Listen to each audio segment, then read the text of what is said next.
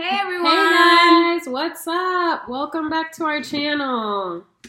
I know it's been a long time, like a few months. Few months now. Yeah, a few months. But we've been very busy with work, personal lives, studying for the licensure exam, which we will talk about in this video a little bit. Yeah. Kind of where we're at with that. Yeah, so, a few of our personal things of what we've been busy with. I know I just got in a new relationship, so that's been awesome. Been busy, getting to know each other and all that good stuff. Mm-hmm. What else? Work has been busy. What's new for you? I am planning a wedding. So between that, booking, seeing venues, getting stuff ready, planning other things too, vacations. I have 2 weddings coming up in September. Mm-hmm. Just with work and studying, trying to relax, trying to have fun. Yeah, it's been a lot, but that's just life, and it gets in the way. But we are going to try and at least try to upload a new video at least once a month until things start becoming less hectic for us. Yes, that's our goal, is 1 video a month. And hopefully 2, as you guys continue to comment on our videos, which we appreciate so much. We're super excited. We were so excited when we saw that some of you took the time out to watch our video and comment. We were like, wow, we definitely have to keep this going. We were actually at work, and I brought up, do you remember the time we tried to make a YouTube video and stuff? And we realized, like, oh, we never did anything. And we went on. I'm like, wait, what? We have comments and a few subscribers. Like, maybe we should do this. People seem to be interested. Right. And that's the main reason why we really wanted to do this. Yes, we are so excited to keep this going, grow our community here on this channel. And of course, please keep your questions coming in if you have more questions about what the counselor life is like. Yeah, which I know one person down below commented. So you want to start off with that? Yeah, so grad school application process, what that's like. Well, I can tell you guys a bit about the finding a program process first. Making sure that you kind of at least have an idea. Maybe not know exactly what you want to do, but have that idea of what kind of things you'd want to do. That's kind of where I had started at first. I knew my bachelor's was in psychology. I kind of wanted to do something within that line of mental health. So I started researching programs here and there. I did come across our university in Nova Southeastern, and I went through the curriculum because another thing I like to do is make sure the classes that you'll be taking is something that is interesting to you. Because nobody wants to enter a program looking at classes that you're just like, I wouldn't want to learn about that. So that's something that stood out to me about our program, is that the classes seem like something I would want to learn more about. Now the whole process, really, for our university, it was pretty simple, right? I believe it just depends where you're applying. Every college is different. Yeah. But for us, I believe we just needed to write an entrance essay, why we wanted to be in the program. And our program was clinical mental health counseling. Yeah. So it was just an essay and transcripts, really. I didn't have an interview. I know for international students, they did have to have an interview. Yeah. But we didn't have an interview or anything. It was just an essay, send, what they need, and that was kind of it. It was pretty simple. Yeah, honestly. It was pretty straightforward. And then shortly after, we got a letter, like in the email, saying, you got accepted, this is the orientation day and all that good stuff.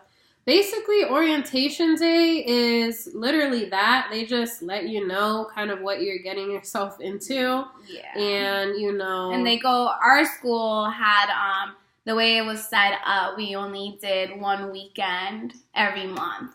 Yeah. So Friday, Saturday, Sunday.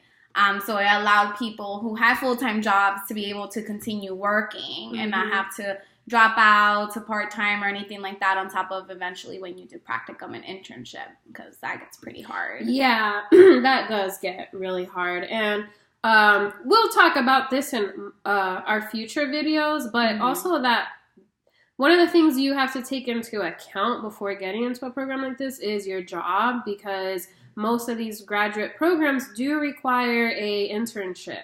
So knowing, am I going to be able to commit to the time that the school is going to require you to put in? Because I know when we got to that point of our program, there were some people that were a year ahead of us, and some of them did have to quit their jobs. Some of them had to go down to part-time. So planning ahead for that possibility too for your program. So like Angie said, we'll talk about that in other videos too. If you guys are interested or want to have specific questions you want answered, definitely comment below for that. Yeah. I know one of the other things you guys wanted to know is kind of the licensure process. Now, I'm pretty sure every state is different. Yeah. We live in Florida. And so for Florida, what we're doing right now is you have a total of 5 years to get your 1,500 hours, but you are able to take that exam when you're a registered intern. So that's kind of where we're at now. We don't have all our hours yet, but we can take it, sit down, and if you pass it, then that's already there. Once you show all the proof that you did the 100 hours of supervision, the 1,500 hours of clinical, then you don't have to worry about taking that exam. Right, exactly. Yeah, and so far, we've been at our job for almost a year now, doing pretty good with hours, I would say. I mean, so. Yeah, for the amount of work we do with clients and stuff, I think it's balancing out. We are where we're supposed to be. The good thing about licensure hours versus what you do with school and your internship is that, you're getting paid for your time. Yes. You kind of do it more comfortably without that pressure of that you would have in grad school. Not to scare anybody, but, grad school does have that pressure of y'all have to have this amount of hours by this date, otherwise you're not graduating. Yeah. For us, it's more like that 2-year span that you have to complete hours. Really, it makes it comfortable to be able to do that. It's not rushing. I remember being an intern, like freaking out.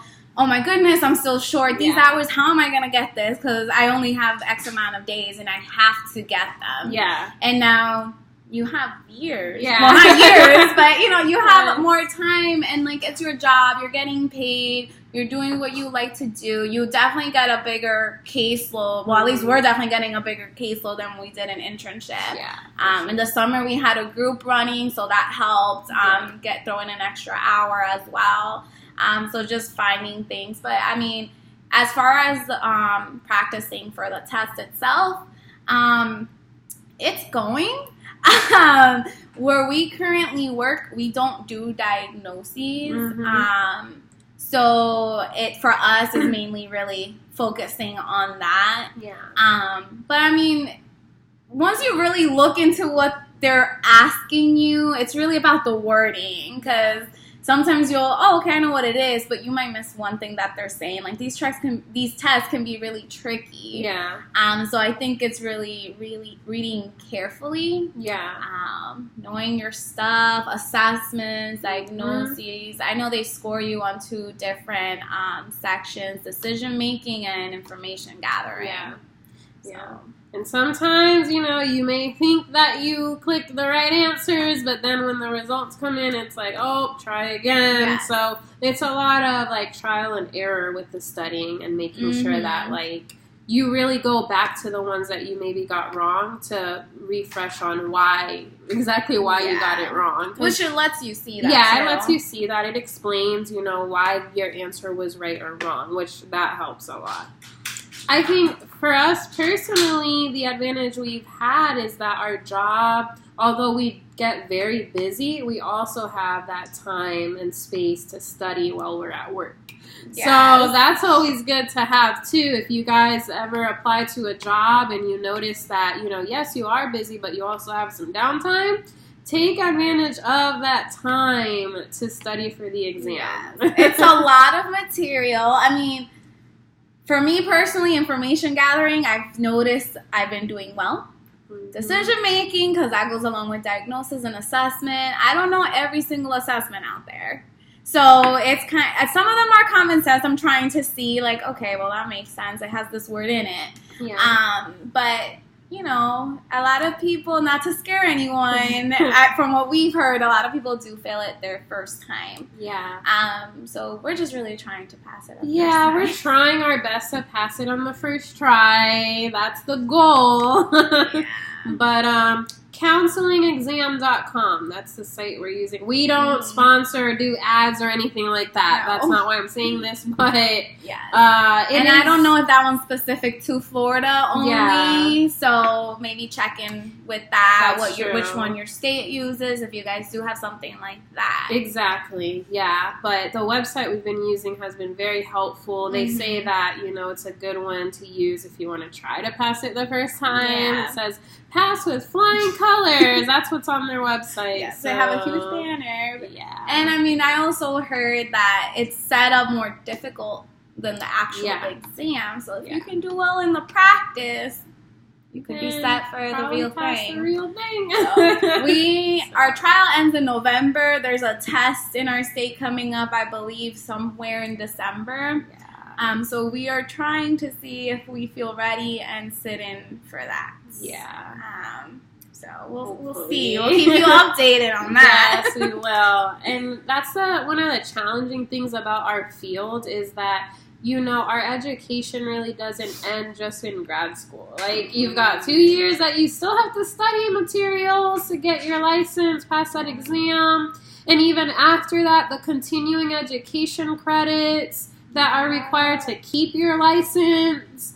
We're continuously learning in this field. We're constantly doing trainings online for our job. Oh, you guys need to do this training and this training. So it never ends. Yeah. But, it keeps you up to date. You learn stuff that you can use in your own session. So it's a really great thing, but it's going to be a lot sometimes. Yeah, it can be challenging. So to have all of these things on your plate, it can be challenging.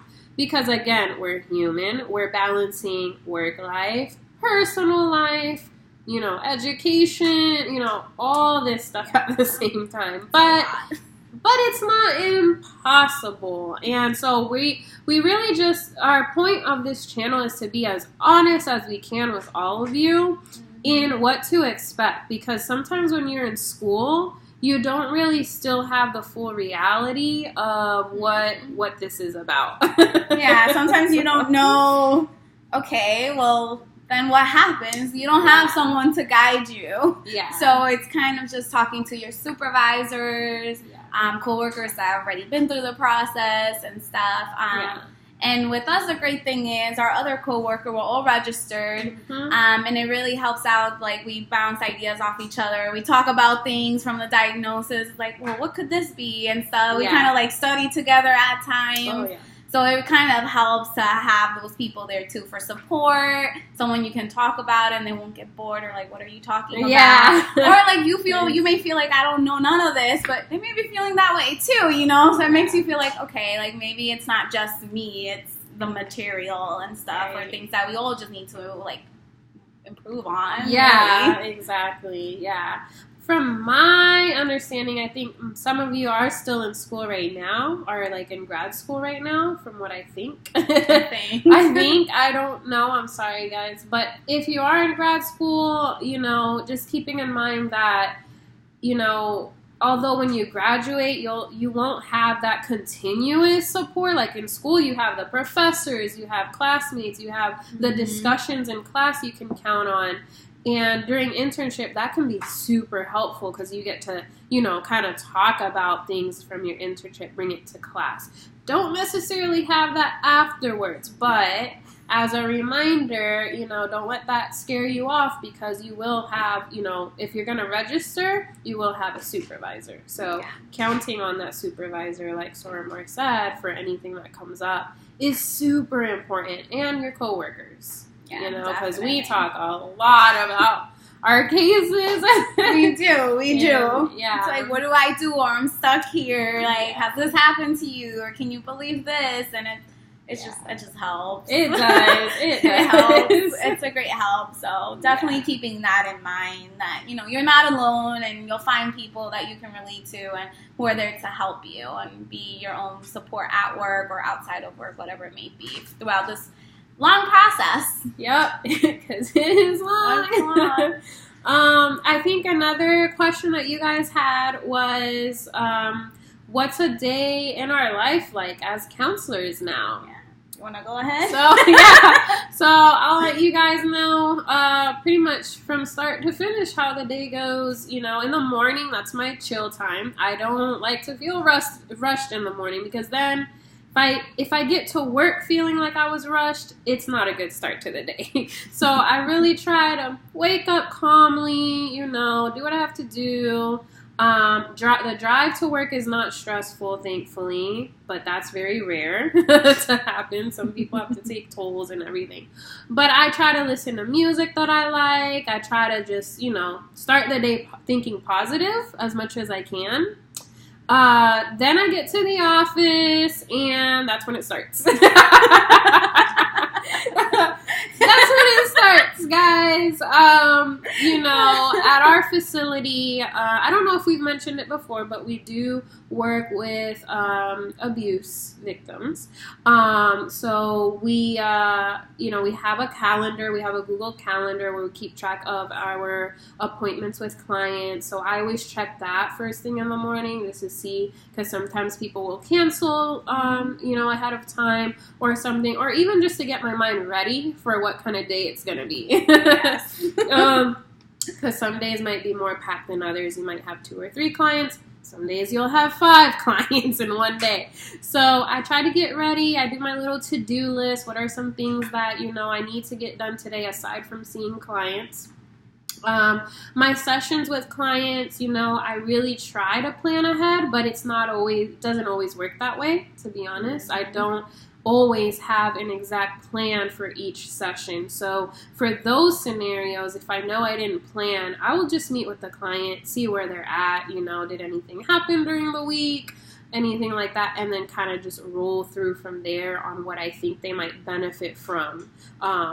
Again, our type of therapy is very specific to trauma, so I do still try to keep it, surrounding those issues. But if a client comes to me with a specific, thing that they're dealing with, I'm definitely going to focus on that first. Mm-hmm. So then that's kind of what my sessions will look like. And then after sessions, because we also do crisis interventions, could be anywhere from 15 to 30 minutes, depending on the case and all of that. So we might have those scheduled. And then when I have more of the downtime, that's what I'll use to catch up on documentation. Notes are very important in our field. Writing notes for every interaction you have with a client, or if you work with kids, any interaction you have with parents has to be noted. We can go on in later videos in more detail about the kind of scenarios that might come up when you're working with minors and parents and all of that, and why note-taking is so important. Just a little example, if you get subpoenaed to go to court or something, you want your notes to be there. So that's something else. But that's pretty much my day, and then by 5 o'clock, I'm ready to go. I go home. Except today. Except today. We had a crisis intervention, and that had to be done. And we're also on call, which I don't know if we mentioned that. I don't know. Well, my day, just like her, I do live pretty far. I believe in the first video I mentioned I was working at a school, leaving to do a different kind of job, still in counseling. I did it for a month, and it was not for me. I realized that it's not the type of setting I want to work at. Mm-hmm. I was driving to too many locations. It was pay per client, so if someone did not come to their scheduled appointment, you don't get paid. Mm-hmm. And at that time, I really need something steady. I need structure in my life. And so I left and went back to my first original job. But this time I'm just in the clinic. So I'm no longer doing the school-based. But as far as my day looks, well, actually, the reason why I said that was because at that time I was living pretty close to my job. In that process, I ended up moving. So I have multiple tolls that I take. I have to wake up super early. I usually lay in my bed for a little bit, contemplating, do I really want to go? But of course, I'll go. Try to eat breakfast. If not, I'll stop at Wawa. And make my lunch real quick. Get to work. On my way, I either listen to podcasts that I started recently doing, like on Monday this week, so not that long, or music, like Angie said, and kind of just take the long drive. I'm almost like an hour away, so it is a pretty long drive for me, but it's definitely worth it. I love my job. And then I get there, and the day starts.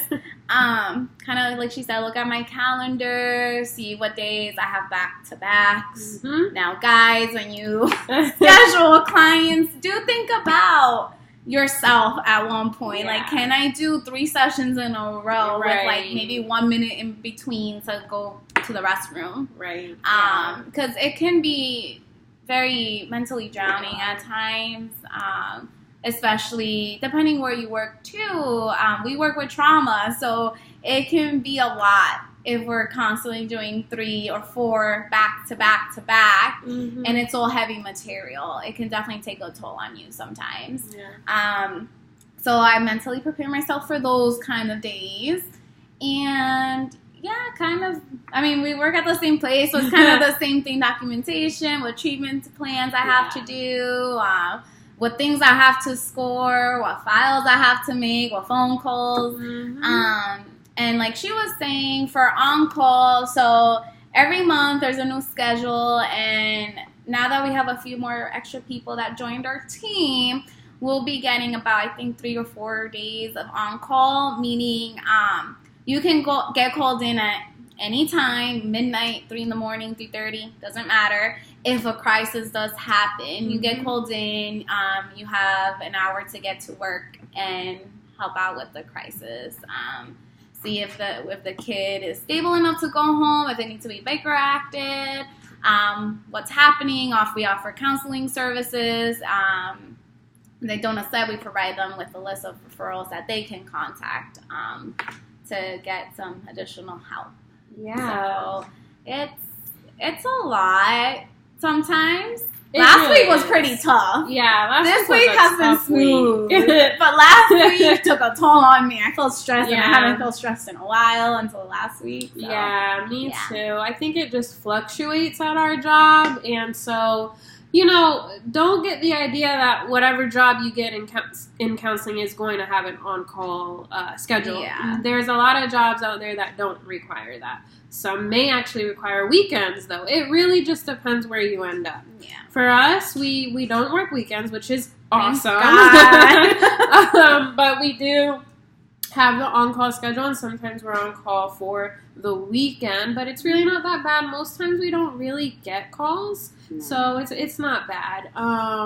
But definitely going back to what she was saying about back-to-back clients, the issue with that too sometimes is that you don't have a break in between. So you're going one client after the other, and then finally after you see the last client, everything can crash down on you at the same time.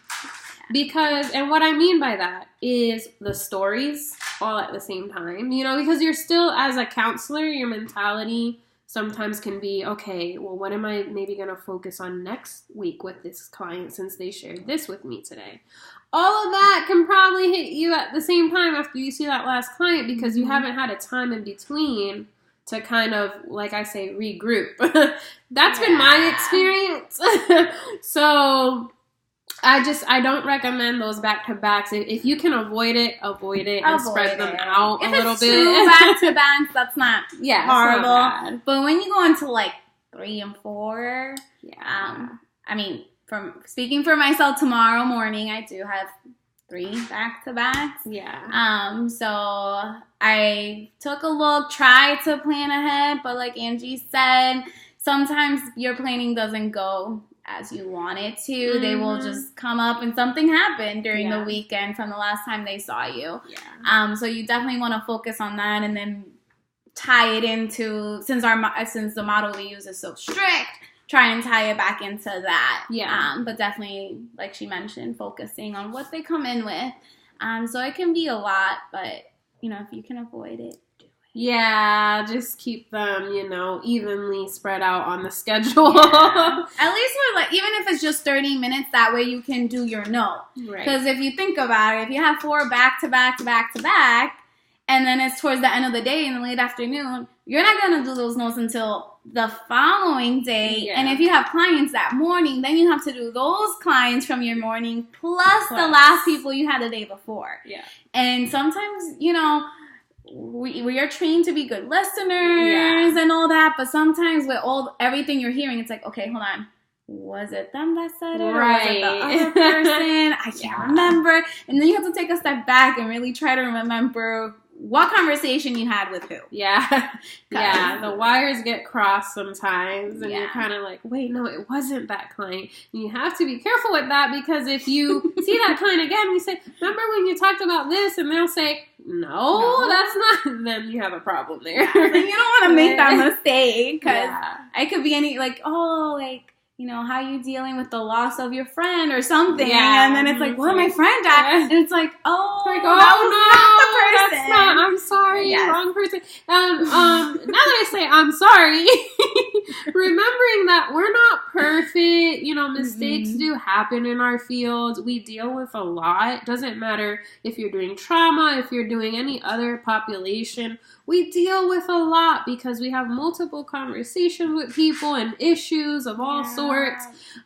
We never have the same day twice, basically, in our job. Every day is a new adventure. Yeah, every day is something new, which that's what I love about what we do. Mm-hmm. You can't really expect the same thing every day. No. But with that in mind, also being a little easy on yourself regarding mistakes, because they do happen. That's something I'm actually working on professionally, is being okay with making mistakes. Because in school I was very I need to get an A in this class. I need to graduate. So I've been trying to be easier on myself regarding, if I missed something, I missed it. At that point, there's nothing you can really do. So you can always bring it back. Yeah. Check in, like, I wanted to check in real quick on this that you mentioned a while ago. Yeah. I know I find myself doing that too, just because they'll say something and I'm just, oh, yeah, that's right. Okay. And I'll go on that, but it happens. We're humans. Yeah, we have a lot. Everyone has a lot going on, so it's okay. Yeah, it is okay. Well, I think that talks about everything that we wanted to respond to you guys about. We do know there was still some other things you guys want to hear about, like one of them was what's in our counselor bag, which that will be fun. I think for our next video, we might plan to actually bring our bags full of stuff that we usually like to, use and stuff. And also, was there anything else that I'm missing that they commented on? I can't remember, but it's a long week. Yeah.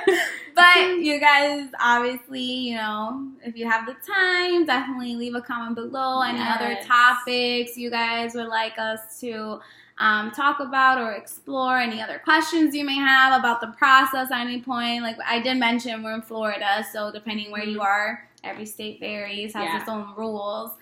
So we're just speaking from our experience as Floridians. Yeah. But Yeah, so if you guys, is there anything else you would like to know, for us to do, or anything like that, definitely let us know. And like I mentioned at the beginning, I'm definitely going to try and do this at least once a month. Yes. Ease into things. Yes. But definitely want to keep you guys up to date. For sure. And also, if you guys have any classmates or anyone else in the field that you think might be interested in watching our videos, spread the word. Let your friends know, your counselor friends know. Because, again, we want to create a community here where we can all just brainstorm all different types of topics. Even when it comes down to ethics, because, in grad school you learn ethics, but you don't really learn ethics until you're working because different scenarios come up. And then you got to ask yourself, wait, what am I supposed to do here? And you will see that when you do this practice exam stuff. They throw out some crazy scenarios and you're like, okay. And then it's like, oh, this one seems like it would work. And you're right, but then there's other ones and you're like, well, other ones don't seem okay. And it's just, it gets crazy. It does get crazy. So, but we appreciate the time you guys took to come back to our channel, watch our video. We're gonna keep this going. So thank you guys so much. Thank you. Bye. Oh, it didn't pause. It didn't pause.